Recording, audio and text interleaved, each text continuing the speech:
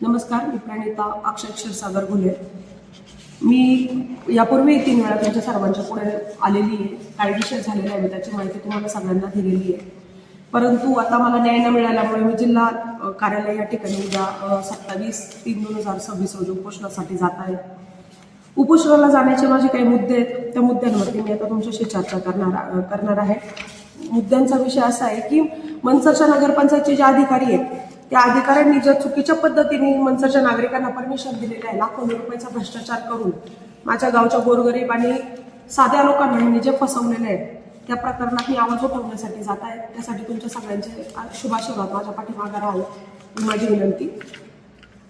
माझ्या मनसर मार्केटच्या पाठीमागे 127/4 या ठिकाणी एक बांधकाम झालं होतं. अनधिकृत पद्धतीचं बांधकाम आहे. महापारेषणच्या 132 kV लाईनच्या खाली झालेलं बांधकाम आहे. तर त्या बांधकामाला परमिशनच नसते, कारण की महापारेषणचे असे स्ट्रिक्ट रूल्स आहेत का स्वराज्य संस्थेने ते फॉलो करायचे असतात. त्याच्या खाली कोणत्याच प्रकारचं पत्र्याचा शेड देखील तिथं मारायला परमिशन नसते. तर तिथं मनसरचे CEO गोविंद जाधव, यापूर्वीचे बांधकाम अधिकारी देशमुख आणि आत्ताचे जे चालू अधिकारी आहेत संदीप पवार यांनी ज्या बांधकाम पूर्ण होण्यासाठी जी मदत केलेली आहे त्याच्या पूरक त्यांनी ज्या टिप्पण्या लिहिलेल्या आहेत आणि चुकीचे जे डॉक्युमेंट्स लावून मनसरच्या लोकांचा जीव धोक्यात घातलेला आहे, त्याबद्दलच्या उपोषणासाठी मी जातीये. त्याचा मुद्दा असा आहे की त्यांनी ही एक हे आहे अरुण बाबूराव बानखेले यांच्या नावाची कप्रत आहे. ही कप्रत वापरलेली आहे ज्या मालकाने, ज्याचा ह्या कप्रतीशी काही संबंध येत नाही. ही कप्रत त्यांनी मान्य करून ही फाईलला लावून ह्या कप्रतवरती त्यांनी बांधकामाला परमिशन दिलेली आहे. हा एक टिप्पणी आहे, हाताने लिहिलेली टिप्पणी आहे. तर 132 kVचा जी लाईन गेलेली आहे त्याचा उल्लेख त्यांनी इथं 33 kV केलेला आहे. म्हणजे त्याच्याशी पूरक त्यांनी जी पैसे घेऊन त्या गोष्टीशी पूरक अशी टिप्पणी त्यांनी दिलेली आहे का जेणेकरून त्यांना पुढे कोणत्याही सँक्शनला प्रॉब्लेम येऊ नये. त्याच्यानंतर महापारेषणनी 2023लाच बांधकाम झालं होतं. 2023चीच ही नोटीस आहे महापारेषणची. महापारेषणने तर स्ट्रिक्टली सांगितलेलं आहे की बांधकाम तातडीने थांबवा आणि हे बांधकाम पाडून टाका आता आहे त्या स्थितीत. तेव्हा 4च महिने झालेले, आज ते बांधकाम पूर्ण झालेले आहे. त्याला कोणत्याही प्रकारचं कम्प्लिशन नसताना लोक तिथं राहतात आणि लोकांचा जीव धोक्यात आहे या गोष्टीमुळं. आणि त्याच्यानंतर यांनी कोर्टाचा जो निकाल आहे त्याचा देखील यांनी अपमान केलेला आहे. कोर्टाचा निकाल हा रस्त्याचा निकाल आहे. हा रस्ता खाली प्रांत ऑफिसला जाऊन मिळतो, परंतु अधिकाऱ्यांची मनमानी आणि चुकीच्या बांधकाम करण्यासाठी जे दिलेले पैसे आहेत त्याच्या लाजेकाजेपोटी त्यांनी न केलेल्या कारवाईमुळं तो रस्ता आज बंद आहे. माझी 3.5 फुटाची जी जागा आहे ती त्यांनी अडवलेली आहे. माझ्या घराचं व्हेंटिलेशन अडवलेलं आहे. त्याच्यामुळं माझ्या आयुष्यात इतके काही वेगवेगळे बदल झालेले आहेत. माझे अतोनात नुकसान झालेले आहे. त्याबद्दल मी चाललेली आहे. याच्यानंतर असे अनेक मुद्दे आहेत का मनसरचे असे काही राजकारणी आहेत जे यापूर्वी म्हणत होते का मनसरमध्ये खूप भ्रष्टाचार झालाय आणि काही तो भ्रष्टाचार कसा काय गायब झालाय. हा खूप मोठा मुद्दा मनसरच्या लोकांना हा प्रश्न पडला असेल आणि हा मनसरचे लोक याच्यावरती का कोणताच आवाज उठवत नाहीये हा माझा प्रश्न आहे. दुसरा मुद्दा असा आहे की मी जेव्हा उपोषणावर नाहीये त्याच्यानंतर असे बरेचसे मनसर शहरातले मोठे मोठे राजकीय नेते जे मला असं वाटतं की गोविंद जाधवचे एजंट होते. गोविंद जाधवचे जे काही मालमत्ता असेल किंवा पैसे जे कलेक्ट करायचे असेल ते कलेक्ट करायचे ते कामं करत होते. आपण हे झाल्याच्या नंतर, माझं उपोषण झाल्याच्या नंतर मी त्या गोष्टीवरती येणार आहे आणि ह्या बरेचसे जे राजकीय नेत्याची नावं मला माहिती आहेत. माझ्याकडे प्रूफ जरी नसतील तरी पण हे माझ्या कुटुंबातल्या लोकांबरोबर घडलेलं आहे म्हणून मी या गोष्टीची चणचण मला आहे आणि याच्यासाठी तुम्ही पण सगळ्यांनी आवाज उठवा अशी माझी मनापासून इच्छा आहे. कारण की गोविंद जाधवांनी आपलं पूर्ण गाव धुवून खाल्लेलं आहे. त्यांनी इतका भ्रष्टाचार केलेला आहे. सर्वसामान्यांच्या घराच्या शेजारी 7 फुटाचे रस्ते आहेत. त्यांनी 30-30 फुटाचे रस्ते सँक्शन करून भविष्यात आपल्यासाठी खड्डे खणून ठेवलेले आहेत. ते रस्ते कुठं आहेत, काय आहेत आणि याचा परिणाम असा आहे की लोकांची घरं पडणार आहेत त्याच्यामुळे. नंतर ह्या सगळ्या गोष्टींचा विचार केल्याच्या नंतर फक्त एवढंच मला वाटतंय का आता मनसरच्या लोकांचं भवितव्य धोक्यात आहे आणि मनसरच्या लोकांनी याच्यावरती लवकरात लवकर आवाज उठवून स्वतःची घरं, स्वतःच्या नगरपंचायतीत होणारा जो भ्रष्टाचार आहे याच्याबद्दल तुम्ही लवकरात लवकर आवाज उठवा. कारण कोणताच राजकीय नेता तुमच्यासाठी लढणार नाही. तो फक्त राजकारणासाठी लढणार आहे आणि त्याचं राजकारणाची पोळी भाजून झाली का तो बाजूला होणार आहे. आणि गोविंद जाधव, लोकांचं म्हणणं आहे की गोविंद जाधव मी जे 3 कोटी रुपये मंचर नगर पंचायतसाठी आणले, तर त्यांनी उपकार नाही केले, त्यांनी त्याच्या 10 पट पैसे खाल्लेले आहेत मंचर नगर पंचायतचे. आणि याच्यावरती मी हळूहळू येणार आहे. 1-3-4 दिवसांनंतर मी जेव्हा उपोषणावर नाही येईल तेव्हा मी परत कंटिन्यू करेल, तुम्हाला सगळ्यांना भेटेल, तुमच्या सगळ्यांशी बोलाल. हे तुम्ही ज्या लोकांना फॉलो करताय, जे राजकीय नेते तुमच्या आदर्शात असतील, म्हणजे स्थानिक नेते, मनसरगाव पातळीचे जे नेते आहेत, जे तुमचे आधारस्तंभ म्हणा किंवा तुमचे जे काय तुम्ही त्यांना समजत असाल की हे तुम्हाला कोणत्या प्रकारे भावनिक साथ घालून तुम्हाला कायम फसवत आलेत आणि स्वतःचे राजकीय पोळी भाजत आलेत, याविषयी मी तुम्हाला माहिती देईल. तुर्तास मी आता इथे थांबते. फक्त माझ्या उपोषणाला तुमच्या सगळ्यांचं सहकार्य आणि आशीर्वाद लाभावेत हीच माझी अपेक्षा. धन्यवाद. मी 1.5 वर्ष नगरपंचायतला जेव्हा बांधकाम चालू झालं त्याच्यानंतर मी त्यांना अर्ज करत होते. त्यांनी मला हसून उडवाउडवीची उत्तरं देऊन त्यांनी तो वेळ काढून घेतला. त्याच्यानंतर मी कलेक्टर ऑफिसला गेले. जिल्हाधिकाऱ्यांनी मला न्याय दिला असं मला वाटलं, कारण की त्यांनी ह्या भ्रष्ट अधिकाऱ्यांच्या विरुद्ध एक चौकशी समिती गठीत केली आणि ती चौकशी समिती गठीत केल्याच्या नंतर त्या चौकशी समितीचा अहवाल देण्याचा एक टाईम असतो 30 दिवसांचा. तो टाईम उलटून जाऊन 26/3/2026 तारीख आहे आणि अद्यापही मला कोणत्याच प्रकारचा अहवालाची कोणतीही प्रत भेटलेली नाहीये किंवा त्यांचं आता असं म्हणणं आहे, त्यांचा 2 दिवसांपूर्वी फोन आलेला की आमचा अहवाल रेडी आहे, पण अहवाल रेडी करण्यासाठी तुम्हाला पंचनामा करणे, आर्किटेक्टला नोटीस काढणे, त्याच्यानंतर तिथल्या लोकल म्हणजे त्यांनी ज्यांची कप्रत वापरली आहे त्यांना नोटीस काढणे, त्यांचं म्हणणं ऐकून घेणे, त्यांचे जाबजबाब नोंदवणे, यापैकी कोणतीच गोष्ट तिथे घडलेली नाही आहे. मग माझा असा प्रश्न आहे का हा अहवाल कोणाला वाचवण्यासाठी तर केला गेलेला नाही आहे की ही पूर्ण साखळीच भ्रष्ट आहे का सर्वसामान्यांना कधी न्यायच भेटणार नाही? आम्ही असे 3-3, 3.5-3 वर्ष आमचे आयुष्य डिस्टर्ब करून नुसते ह्याच गोष्टींच्या मागं लागायचंय. आम्हाला कोण न्याय देणार आहे? जिल्हाधिकारी न्याय देत आहेत का स्थानिक कोणते नेते आहेत ते न्याय देत आहेत? ह्याच्यावरती कुणीच बोलणार नाही. ह्याच्यावरती आता आमची लढाई आहे, ती आता आमचीच आम्हाला लढायला लागणार, दुसरं तर कोण आमच्या बाजूने लढणार नाहीये.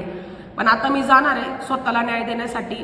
आले तर मी जिवंत येईन, स्वतःचा न्याय घेऊन येईन आणि जर आले तर मग माझ्या डेड बॉडीज येईल. पण मी गोविंद जाधव आणि त्यांची संबंध टीम आहे यांचा भ्रष्टाचार आता बाहेर काढल्याशिवाय मी शांत बसणार नाही. अधिकाऱ्यांनी यावर काही कारवाई केली आहे का?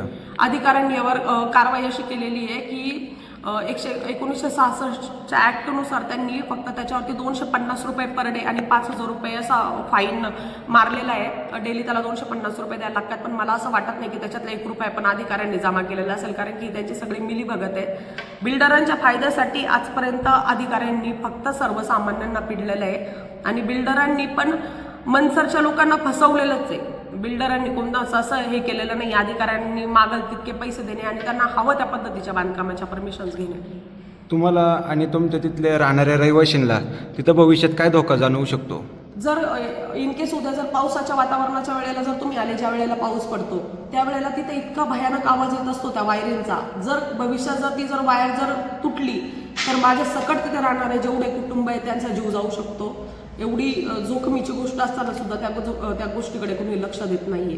तुम्ही म्हणालात चौकशी समिती नेमली, त्या चौकशी समितीचा अहवाल कुठे?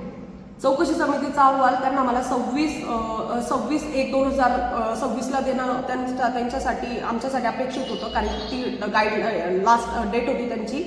आज 26/3/2026 तारीख आहे आणि 2 महिने होऊन सुद्धा माझ्या हातात कोणत्याच प्रकारचा निकाल आलेला नाहीये. तुम्हाला काय वाटतंय, तुमचा रोष कोणावरती नक्की? माझा रोष ही गोष्ट दडपली जाते की काय? जाणीवपूर्वक हे यांच्या अधिकाऱ्यांना वाचवण्यासाठी केलेल्या ह्या सगळ्या गोष्टी आहेत यांनी. आणि माझा रोष आहे ना ह्या पूर्ण सिस्टमवरतीच आहे की एका सर्वसामान्य माणसाने किंवा एखाद्या स्त्रीने किती झटावं, कुठपर्यंत झटावं. तिला तिचं वैयक्तिक आयुष्य आहे, तिला तिची स्वप्न आहेत, काही याच्यातच आम्ही गुंतून पडावं. अधिकाऱ्यांकडे सगळं त्यांच्या वरिष्ठांकडं भरपूर अधिकार आहेत, त्या अधिकारांचा ते वापर कधी करणार त्या चुकीच्या अधिकाऱ्यांवरती? आणि याच एकाच गोष्टीसाठी मी 10 वेळा एकच अर्ज घेऊन मी 10 वेळा कलेक्टर ऑफिसला गेलेले आहे. इव्हन आत्तामध्ये सुनावणी झाली, त्या सुनावणीला सुद्धा CO गोविंद जाधव हजर नव्हते. त्यांच्या बिहाफवरती संदीप पवार तिथे आले होते. म्हणजे हे याच्या वरिष्ठ अधिकाऱ्यांना सुद्धा मानत नाही. मेडिकल लीव्ह त्यांनी 3 महिन्याची घेतली. मेडिकल लीव्हच्या नावाखाली ते बर्फाळ प्रदेशात फिरायला गेले होते, त्याचे पण फोटोज आहेत माझ्याकडे. म्हणजे हे आमची तर फसवणूक करतायत, त्यांच्या वरिष्ठांची आणि शासनाची पण फसवणूक करतायत. पण शासनाने का डोळे बंद केलेले आहेत याच्याबद्दल मी थोडी नगरपंचायतचे मुख्य अधिकारी त्यांच्याशी यावर चर्चा केली का? मी 1.5 वर्ष त्यांच्याकडे जात होते. त्यांनी मला बऱ्याच वेळा धमक्या पण दिल्या की तू जर हे जर केलं तर मी तुझ्यावर गुन्हे दाखल करेल, मी काय असंच नाहीये, मी ही नोकरी सोडून इथं आलेलो आहे, मी PSI होतो. म्हणजे अशा बऱ्याच प्रकारच्या धमक्या दिलेल्या आहेत त्यांनी, पण त्यांना माहीत नाहीये की मी मनसरकरांची लेक आहे, मी कोणाला घाबरणारी नाहीये. मी पण त्यांना त्यांच्या शैलीत उत्तरं दिलेली. ते मला म्हटलेले तुमच्यावरती 356चा गुन्हा दाखल करेल, असं काहीतरी कलम आहे मला वाटतं की याच्या सरकारी कामामध्ये अडथळा निर्माण करायचा काहीतरी कलम आहे. त्या कलमांतर्गत ते माझ्यावर गुन्हा दाखल करणार होते. पण त्यांना पण मी सांगितलं का सर, जर तुम्ही जर माझ्यावरती खोटे जर गुन्हे दाखल जर करणार असाल तर मला पण त्याच्या विरुद्ध कोर्टात जाऊन तुम्हाला कोर्टात ओढता येतं. त्याच्यामुळे धमक्या वगैरे द्यायचं काही कारण नाही तुमचं आम्हाला. परंतु आता तुमच्या आंदोलनाची रूपरेषा कशी असणार आहे, कशा पद्धतीने तुमच्या आंदोलनाला सुरुवात होणार आहे आणि काय रूपरेषा असणार आहे? माझं स्वतःसाठी न्याय मागण्यासाठी मी कलेक्टर ऑफिसला जाणार आहे. कारण की माझा आता हे साखळीवरती विश्वासच राहिलेला नाही आहे. त्यांचं आत्तापर्यंतचं असं म्हणणं होतं की आम्हाला महापारेषण रिप्लाय देत नाही आहे म्हणून आम्ही लेट करतोय. पण या सिस्टमवरती माझा भरोसा राहिलेला नाही आहे. आता माझं असं म्हणणं आहे की मला फक्त कलेक्टरच न्याय देऊ शकतील म्हणून मी उद्या त्यांच्या दालनात जाऊन उपोषणासाठी बसणार आहे. माझी रूपरेषा अशी आहे का माझे 3 मुद्दे आहेत, त्या 3 त्या 3 मुद्द्यांवरती जर मला जर न्याय जर दिला कलेक्टर साहेबांनी तर मी उपोषण मागे घेईल. आणि जर त्यांनी जर मला जर न्याय जर दिला नाही तर मग मी माझा जीव गेला तरी पण चालेल, पण मी उपोषणावर उठणार नाही. भविष्यात जर तिथं काही घटना घडली तर तुम्ही दोष कोणाला देणार? घटना घडल्यावरती आम्ही जिवंत राहणार नाही, आम्ही कसं काय दोष देणार कोणाला?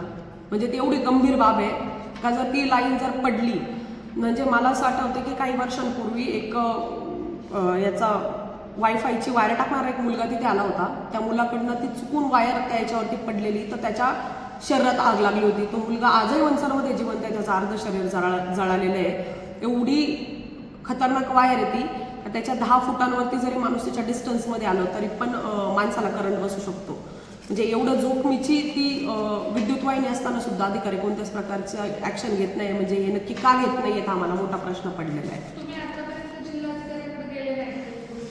मी 4 ते 5 वेळा जिल्हाधिकाऱ्यांकडे गेले आणि मला जिल्हाधिकाऱ्यांनी वेळोवेळी सांगितलेलं आहे की आम्ही तुम्हाला न्याय द्यायला सक्षम आहे मॅडम, तुम्ही वारंवार येऊ नका, आम्ही तुम्हाला न्याय देऊ. पण त्यांच्या म्हणल्याप्रमाणे असं अजून तरी काही घडलेलं नाही आहे. तर आता मी अजून वाट पाहू शकत नाही, कारण की मला असं ऐकवण्यात आलेलं आहे की अधिकाऱ्यांच्या बदल्या होत आहेत, आता बदल्या होणार आहेत असं मला ऐकायला आलेलं आहे. तर त्याच्यामुळं मी उपोषणासाठी बसते. कारण या भ्रष्ट अधिकारी इथून जाऊन दुसरी कोणती तरी नगरपंचायत हे लोक खराबच करणार आहेत. तर एकतर यांना निलंबित करा, यांच्यावरती गुन्हे दाखल करा किंवा यांची चौकशी असतोपर्यंत यांना ह्याच गावात राहू द्या. कारण की यांचा एकच विषय नाही आहे, यांच्या अजून अशा हजारो विषय.